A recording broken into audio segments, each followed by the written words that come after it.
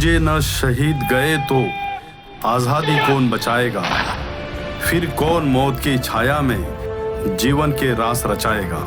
पूजे न गए शहीद तो फिर यह बीज कहां से आएगा, धरती को मां कहकर मिट्टी माथे से कौन लगाएगा।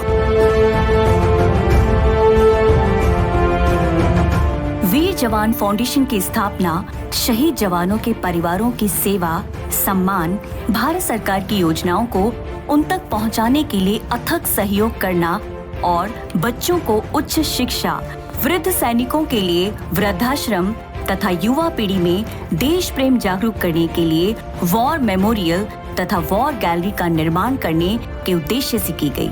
नवी मुंबई में भवन का निर्माण करना हवलदार श्री सुरेश काकड़े जी का एक संकल्प है।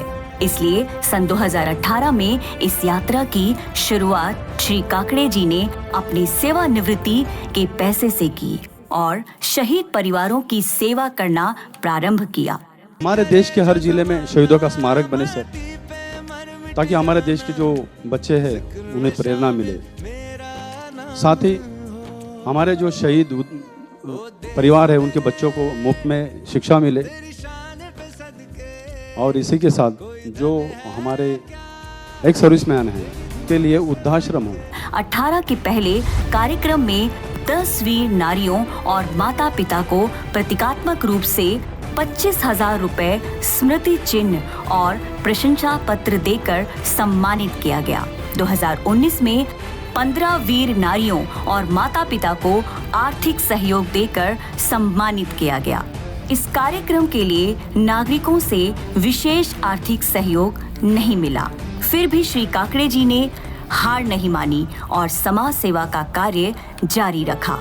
सन 2020 और 21 में जब लोग कोविड के कारण घरों में बंद थे, तब भी श्री काकड़े जी और उनका परिवार हर दिन 1000 नागरिकों को भोजन पहुंचाने का कार्य कर रहे थे।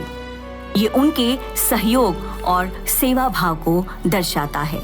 सन 2022 में श्री काकड़े जी को एक नई दिशा मिली, आदरणीय श्री विजय नाहटा साहब के सहयोग से, जो एक सेवानिवृत्त IAS ऑफिसर और पूर्व NMMC कमिश्नर रह चुके हैं।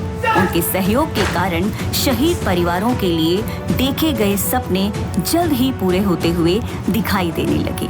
26 जुलाई 2022 का कारगिल विजय दिवस का कार्यक्रम बड़े ही धूमधाम से मनाया गया।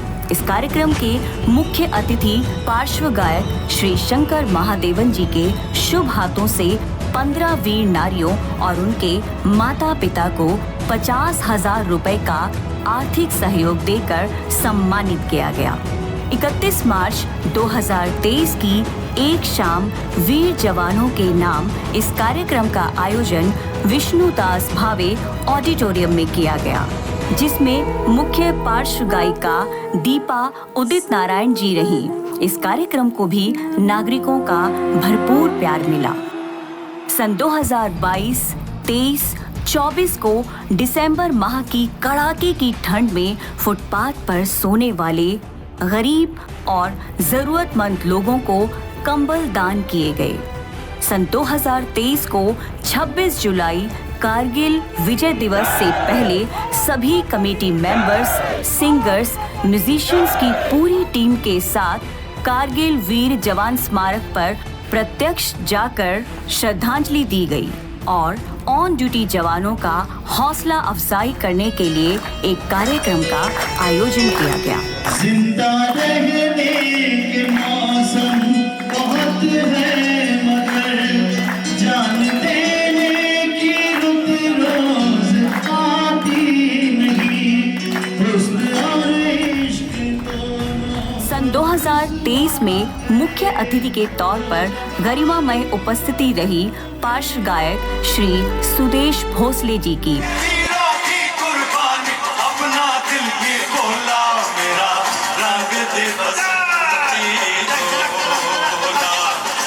इनके शुभ हाथों से 16 वीर नारी और माता पिता को सम्मानित किया गया। इस कार्यक्रम में कई गणमान्यवरों ने अपनी गरिमामय उपस्थिति दर्शाई। जैसे ठाणे जिले के कलेक्टर श्री अशोक शिंगारे जी, ब्रिगेडियर सुधीर सावंत जी, डीसीपी सुरेश मेंगड़े जी, कमांडर सोलांकी जी और सन 1971 के युद्ध विजेता कोमोडोर विपिन मिस्त्री जी। इस कार्यक्रम को भी सभी नागरिकों का भरपूर प्यार और सहयोग मिला।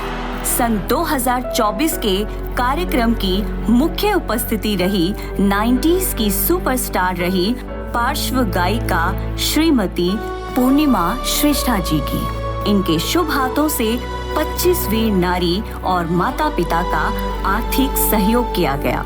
इस कार्यक्रम में भी शहीद जवानों के युद्ध और ऑपरेशन की घटनाएं नाट्य रूपांतरण के रूप में बड़ी स्क्रीन पर दर्शाई गईं, जिसे देख वातावरण शांत हो गया और कई दर्शकों की आंखें नम रह गईं। वीर जवान फाउंडेशन वीर जवानों के लिए अपने इस समर्पण भाव के साथ निरंतर कार्यरत है और ये सफर आगे भी अनवरत जारी रहेगा। वीर जवान फाउंडेशन भारत के सभी नागरिकों से अनुरोध करता है कि भारी संख्या में इस मिशन का हिस्सा बने और हमारे लिए निस्वार्थ भाव से सर्वोच्च बलिदान देने वाले भारत के सभी वीर जवानों के परिवारों की सेवा, सम्मान और आर्थिक मदद करने में हमारा भरपूर सहयोग दें। उन पूजनीय आत्माओं की सेवा करने का इस महादान से बड़ा कोई पुण्य नहीं हो सकता। तो आइए हम सभी इस पुण्य कर्म का हिस्सा बने। जय हिंद, जय भारत।